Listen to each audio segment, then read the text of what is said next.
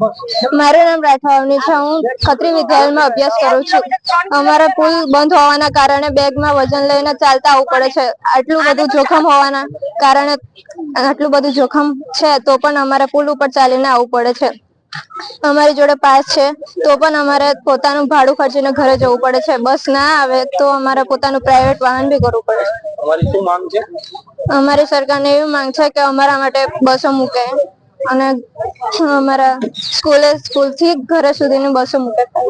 4 kilometre બોડેલીની તમામ શાળાની વિદ્યાર્થીનીઓ અત્યારે 3 કિલોમીટર સુધી ચાલીને અહીંયા મોડાસા ચોકડી સુધી આવી છે અને અહીંયાથી મને જાણ કરવામાં આવી કે અત્યાર સુધી આટલું બધું મોડું થઈ ગયું, 5:30-6 વાગી ગયા, ત્યાં સુધી હજુ સુધી કોઈ બસની કે કશી વ્યવસ્થા છે નહીં।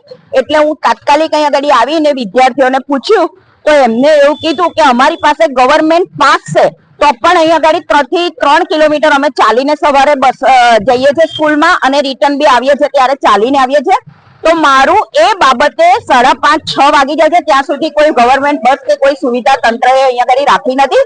તો મારે સરકારને આ છોકરીઓ વિદ્યાર્થીઓ વતી એ જ કહેવાનું છે કે આ લોકોની સુવિધા કરે, કારણ કે બેટી બચાવો બેટી પઢાઓના નારા સાથે જો વિદ્યાર્થીઓને બેટીને સુરક્ષિત નહીં હોય, અત્યારે 5:30-6 વાગ્યા જેવું થઈ ગયું છે, અત્યારે અહીંથી એમના ઘરે પહોંચતા 1 કલાક થાય, અંધારું થઈ જાય, એટલે વિદ્યાર્થીનીઓ સેફ નથી।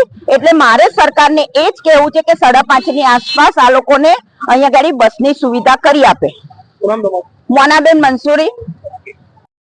મારું નામ તુષાર કુમાર છે। મેં માજી ગામથી આવું છું। 20 કિલોમીટર દૂર થાય છે અને આલેથી બસ નહીં મળતી, 3 કિલોમીટર ચાલીને જવું પડે છે અને 3 કિલોમીટર આવીને આવવું પડે છે અને બ્રિજ પર બહુ બીક લાગે છે ચાલીને આવવાની। અમારી સરકારને માંગ છે કે કંઈક વાહન અમારા માટે મૂકો।